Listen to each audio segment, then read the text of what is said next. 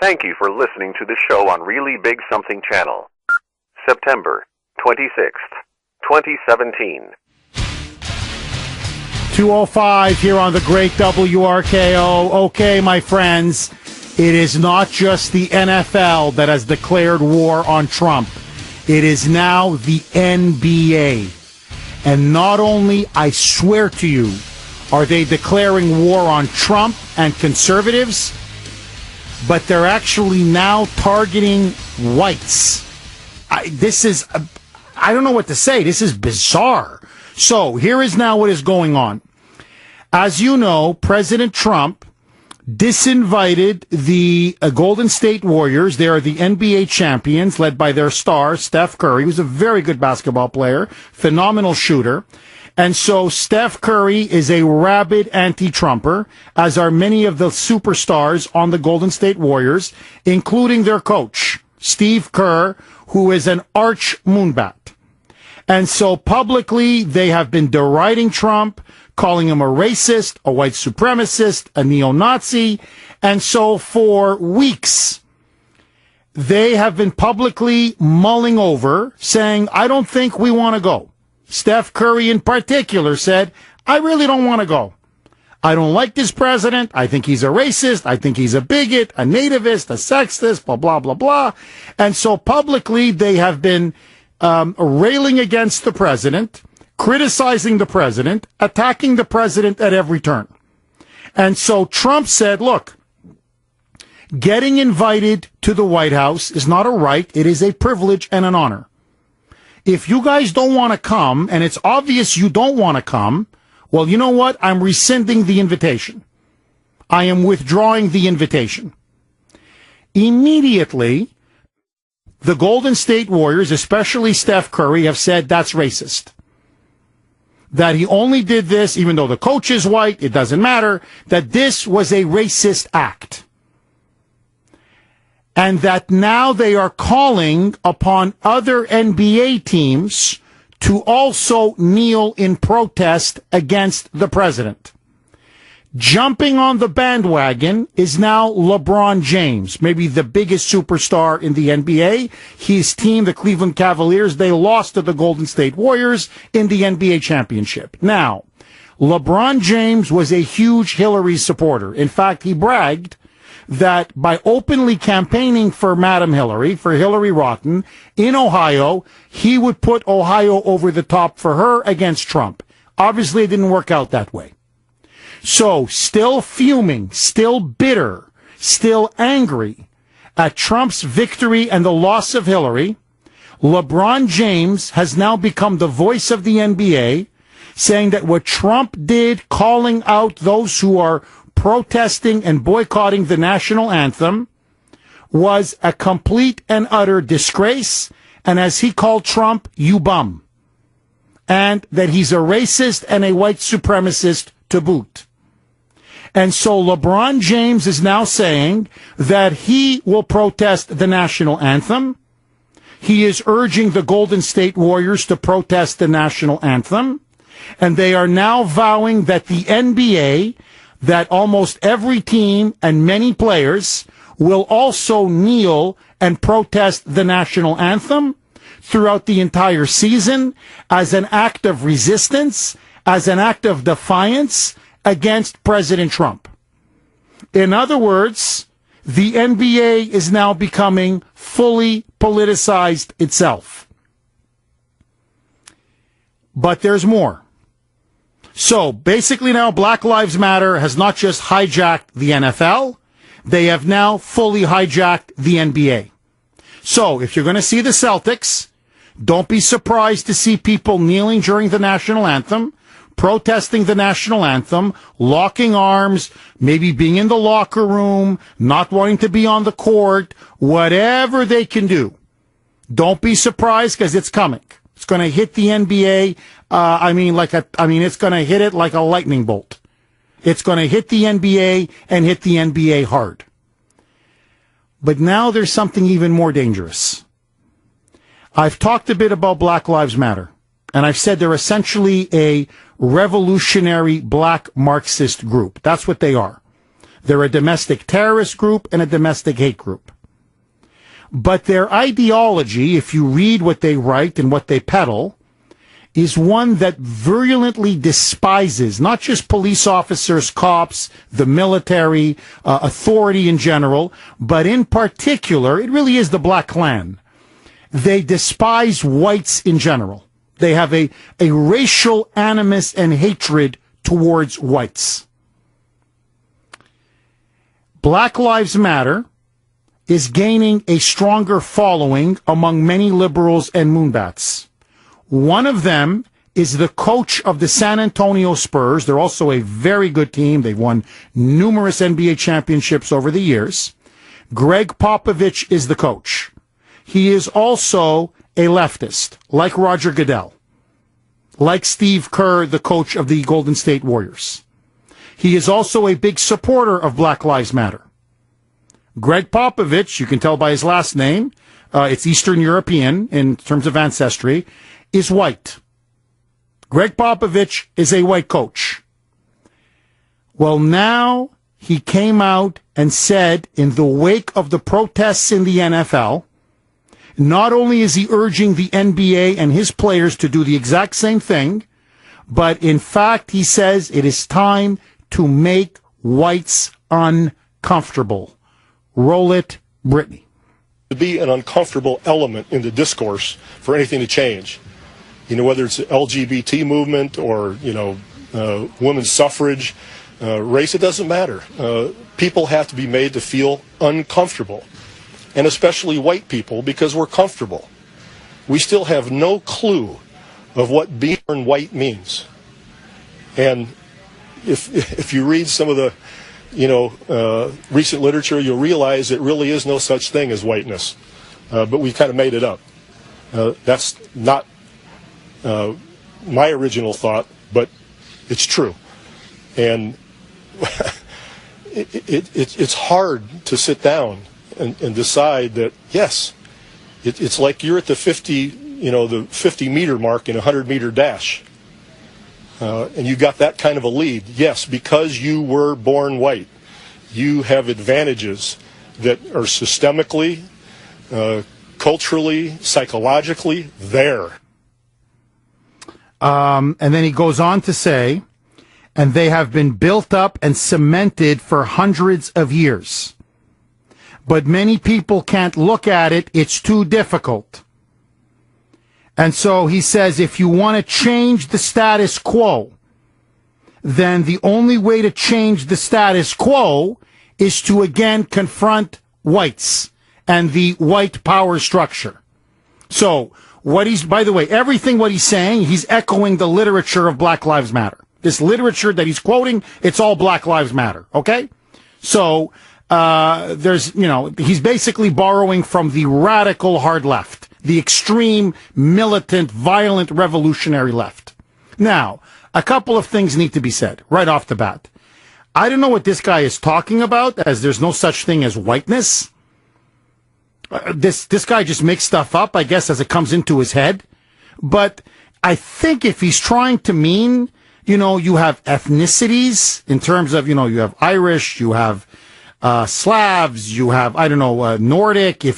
I think if he's trying to say that, I could maybe see his point. But notice, there's no such thing as whiteness, but there's certainly a thing called blackness. Or for Hispanics, or Asians, or whatever. See, notice now, being white is it's a social construct. Now, let me flip it. Let me just flip it. What if I said that blacks, like the KKK used to say, culturally, psychologically, systemically, there's just something wrong with them. It goes back hundreds of years. That there's just something within them, innate within them, that this kind of hatred, this kind of racism, this desire to conquer, this desire to be imperialistic and violent. What if I said that about other minority groups? Gone. Flip it.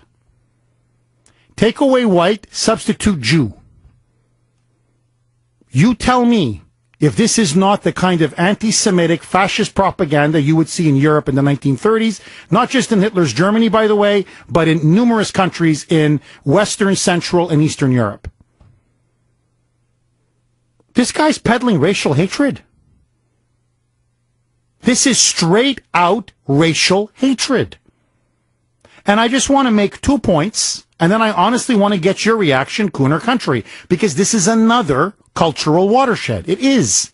It's not just that the NBA is now openly joining the NFL in spitting on our flag and on our anthem and on our country and being part of the so-called Trump resistance movement, becoming, in other words, officially anti-American, but it's something else, and it's very dangerous. They are now trying to say that we need to institutionalize anti-white racism. That's what he's saying. We have to institutionalize racism against whites. That whites need to be systematically discriminated against for there to be any kind of social justice in the future. That's what he's saying. That you have to deprogram whites. You have to have a kind of cultural revolution whereby you must indoctrinate whites to hate themselves, hate their genetic makeup, hate whatever contributions they made to America or to Western civilization, and that basically it took hundreds and hundreds of years, and now we need to deprogram white people. That's what he's saying. Now, by the way, that's what's being peddled on the hard left on campuses, and it's straight out of Black Lives Matter. Now, how did this happen? Within 5, 8, 10 years, how did this institutionalized discrimination and really hatred, racism against whites become so dominant in our media, in our popular culture, in academia, in public schools, in public education, and now increasingly in professional sports? How did they manage to pull this off so quickly and so thoroughly? And number two, if he really believes what he's saying, Greg, there's a very simple solution. I mean, I want you to think of the irony of this. Here is a left-wing white basketball coach, a professional coach, who essentially bosses and lords it over predominantly black players. You're a white liberal, and you're bossing black players, and you're lecturing whites on how they need to get rid of their cultural and biological and psychological need for racial dominance? Are you freaking kidding me? Are you kidding me? Now, if you feel that strongly about it, Greg, this guy makes another one. He's another one that makes millions and millions and millions of dollars a year. Greg, it's very simple. If you really believe in, quote, white privilege, systemic, as you put it, white privilege, Greg, give up your job. Be a man. Don't be a hypocrite. Be consistent and be honest and be true to what you're saying. What you're saying is you are the beneficiary of centuries and centuries of systemic white racism, right? Okay, according to you. No problem, Greg. Tender your resignation and say, give all of my money. I want to give all of my money to poor blacks and minorities, and I want an African American, a black player or a black coach to replace me. Resign. But you won't. Just like those multimillionaire thugs in the National Felons League. You weep and weep and weep, but you take and take and take. You love the money, you phony, you fraud, you. Sal in Belmont, you're up next. Go ahead, Sal. Okay, I got about 5 quick things, very fast here. The fellow there with the Pittsburgh Steelers there, when he apologized, he should have apologized for the team, not to them. He should have apologized for them. And the second thing, they should call the National Football League the National Foreign League, because that's what they're doing. And they should change the national anthem to God Bless America, but maybe these guys will probably say, oh, no, that's not our home sweet home. That's not our God. They'd probably have something to say about that also. You know, it's a disgrace what they're doing. And I think a lot of these white people are scared of the blacks because they have a lot of good black players on the team, let's face it. And I think Brady and Kraft, I think they're kind of scared of them. I really do. Sal, thank you for that call. Well, look, whatever they think of Black Lives Matter or these militant thugs that are now kneeling and protesting the national anthem, if you can't stand up and defend your country, if you can't stand up and defend your flag and your national anthem and our nation, I'm sorry, but what good are you to me? You know, one of the reasons why we celebrate these football players, let's be honest, is because they show a lot of courage and bravery on the field. They take a lot of punishment. You know, I play football, not professionally, obviously, or anything in a serious way, but it takes a lot of physical courage to play football, a lot of skill, but also a lot of physical courage and toughness. Well, where's their courage now? You see, when their money is on the line, when it's political correctness and getting the kudos and the praise from the media,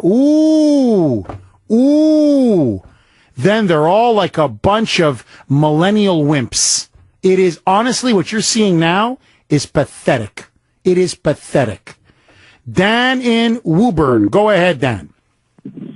Jeff, when I've worked in professional jobs, a lot of them have conduct clauses, which means they can fire you if you get arrested or do anything that they deem inappropriate. Massachusetts is an at-will employment state, and you can lose your job for almost nothing. And then if we're really going to have a conversation about race, why don't we talk about some of the statistics? I mean, yesterday the New York Times came out and said marriage is basically white privilege.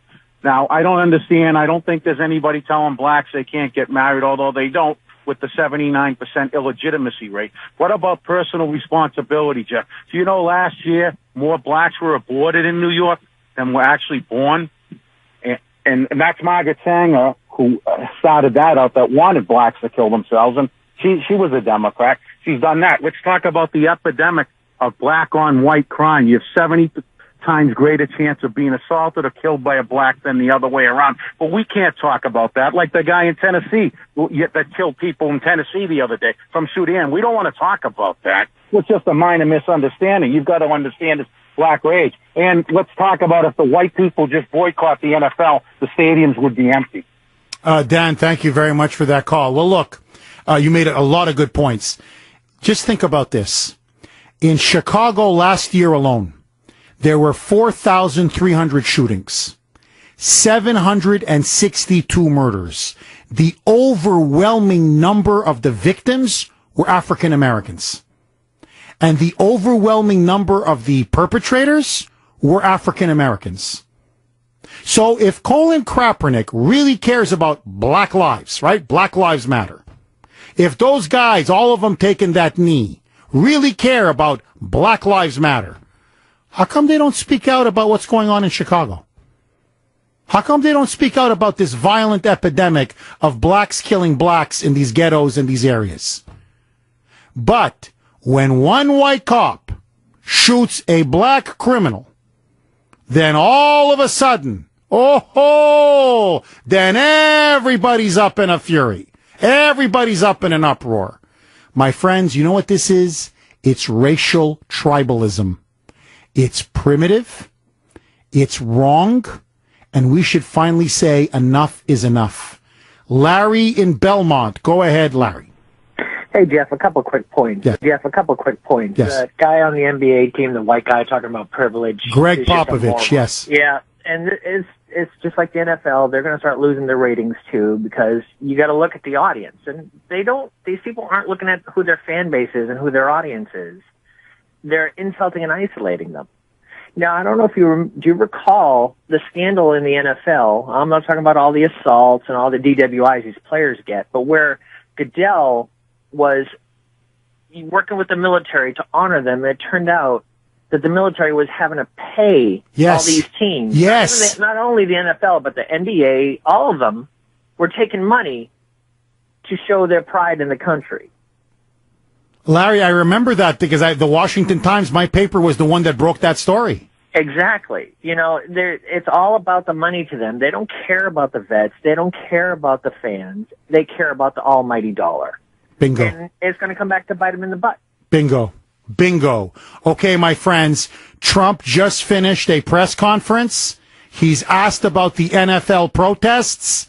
His response, more with your calls, next. WRKO, the voice of Boston. 2:36 here on the great WRKO. Okay, so President Trump had a joint press conference with the Prime Minister of Spain. They asked him a lot of questions about a lot of issues, but the NFL was there.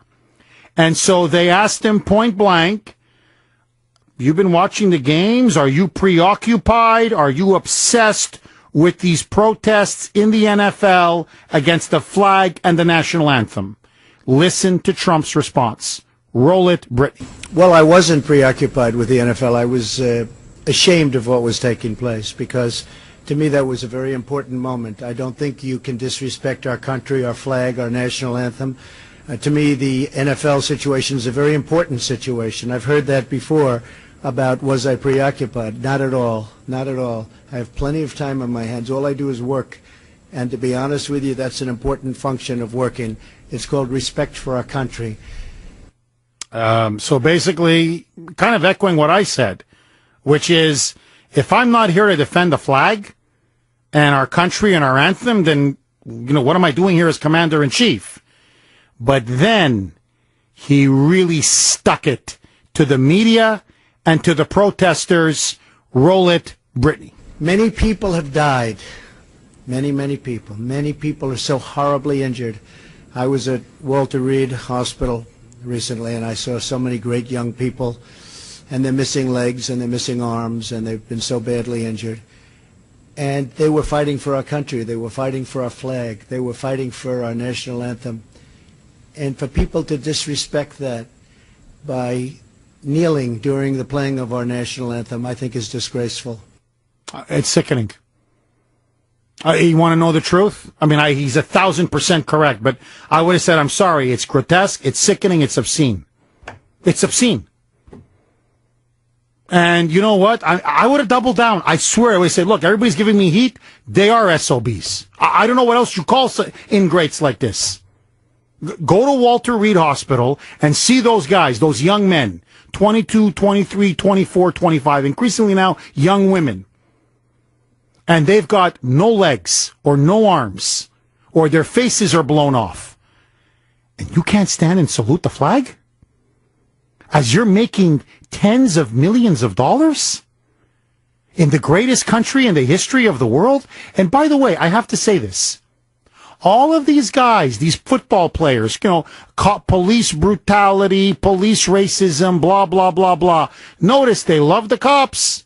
Whenever it's time to give them a personal escort or their security at all of these games, ooh, like at Gillette. I know I live 5 minutes from Gillette. Police are everywhere, directing traffic, directing the fans, providing security at Gillette Stadium. If the cops are so bad and so racist, how come you take their protection all the time? How come you guys don't hire private security for you guys? Oh, then you love the cops when they're protecting your rear end. Oh, then you love the police officers. That's another thing I would do. Honestly, it's up to the police. I don't want to tell them how to do their job. But if I was in law enforcement, local government, I'd say, we're paying taxpayer dollars to put these police officers out there to give security to these players as they're kneeling down in protest allegedly against police brutality. Blank off. I say, no, guys, no security detail for you today. Let them find their own way at Gillette. No police there. Hey, they hate you guys so much they're willing to kneel and protest? No problem. You guys take Sunday off, relax, put your feet up, and, don't watch the game. Put your feet up and whatever. Have a beer and enjoy the beautiful weather. And let's see how they do without you. Now, by the way, speaking of Gillette, I'm not saying this is the end of the world, but it's just another example of what they think of you, the fans. Okay? So, not only are you paying $500 for a family of four to sit in the nosebleeds, and the concessions and the parking and everything else that goes with it, okay? And then they throw this garbage in your face. They can't even stand up for the flag. They have to insult you and our country and your values. But God forbid they should run out of spring water. This is unbelievable. So the game on Sunday between the Texans and the Patriots, right? I know, I was 5 minutes away. It was hot at Foxborough. It was almost 90 degrees. It was a hot day on Sunday. They ran out of bottled water at Gillette at those concession stands. They knew it was going to be a hot day. They planned for it. I think they doubled their inventory. Well, that was gone pretty early. People were thirsty. So you know what the concessions people did at Gillette? They charged the fans for tap water. For tap water. Or to be more precise, technically the tap water is free. They charged them for the soda cups. I swear to you.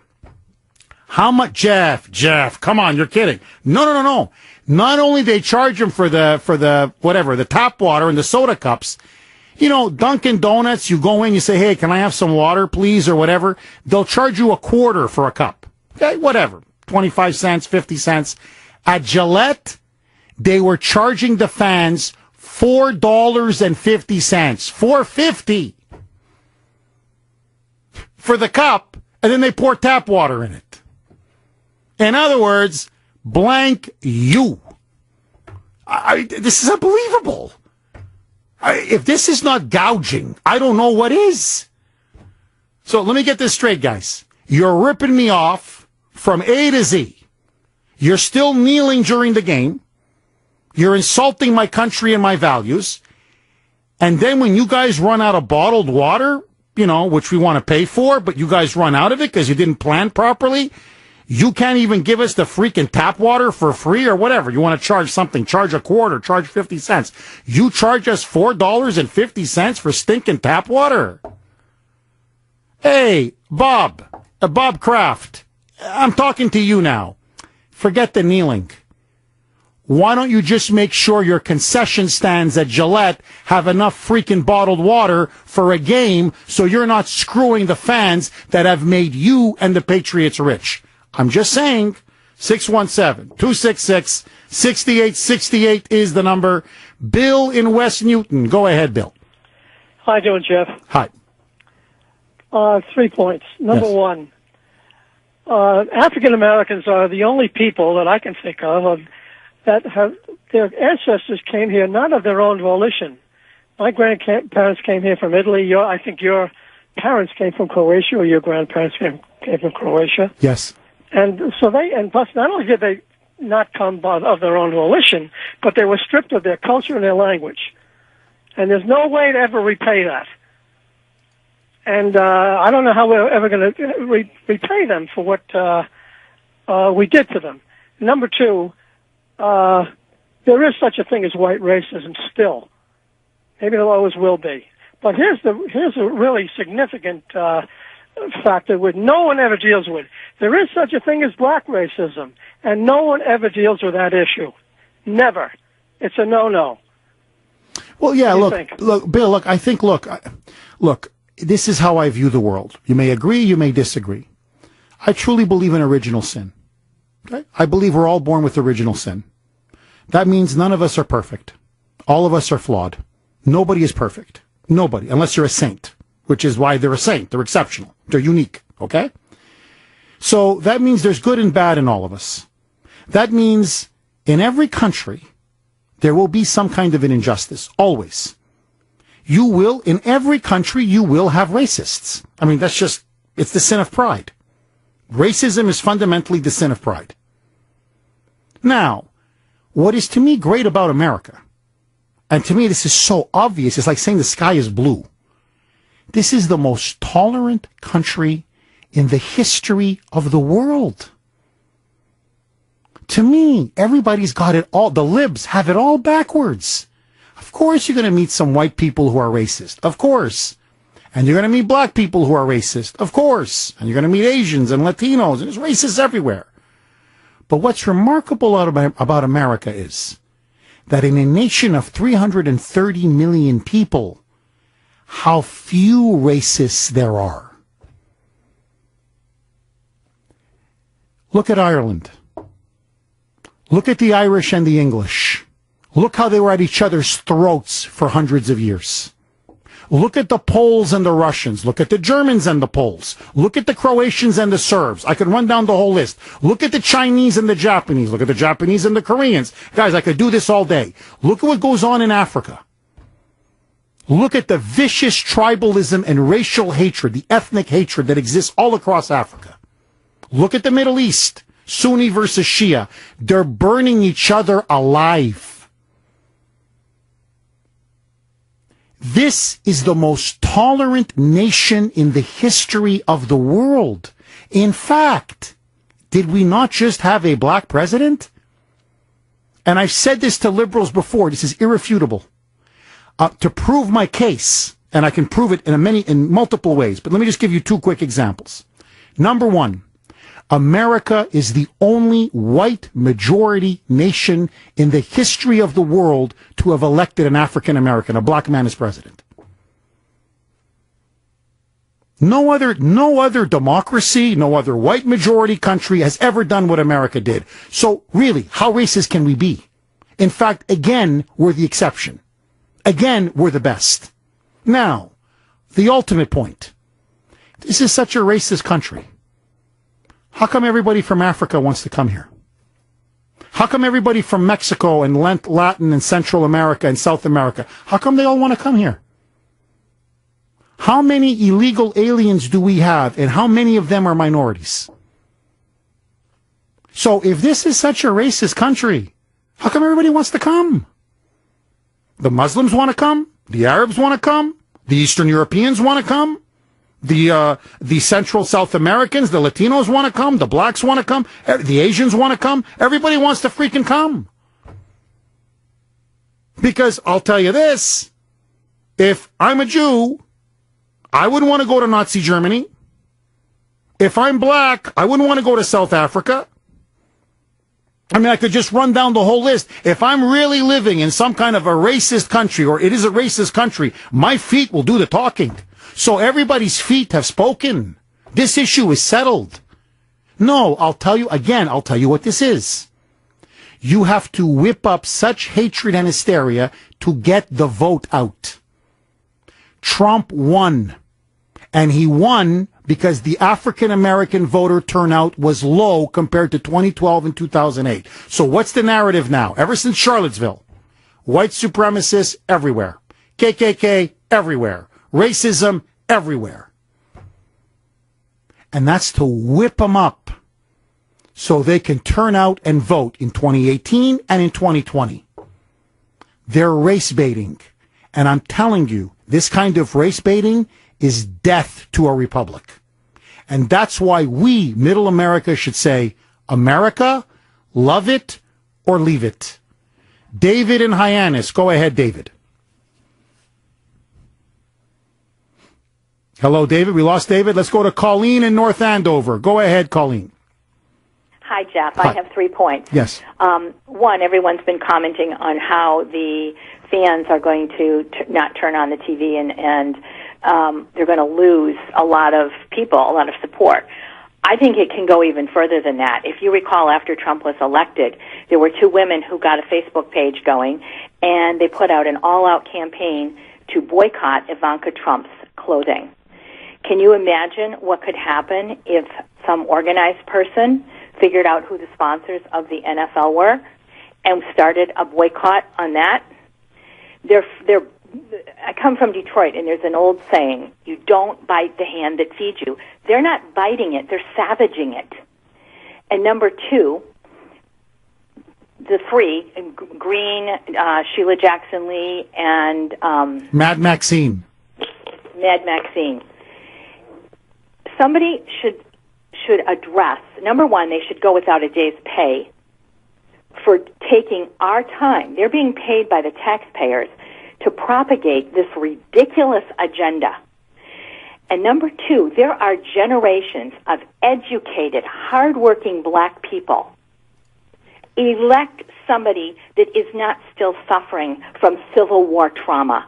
Elect somebody that's going to get you to the next level and get that equality and everything you want. These three, I guess I could call it post-traumatic Civil War syndrome.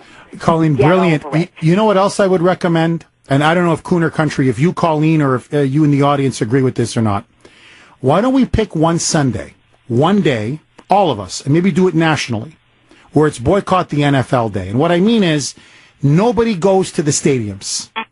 Nobody watches, nobody, all of us, all across the country. We go, you know what? They're protesting. We're going to take a knee. We're taking a knee now against the NFL. And so we pick out one Sunday, so we all do it on that one day.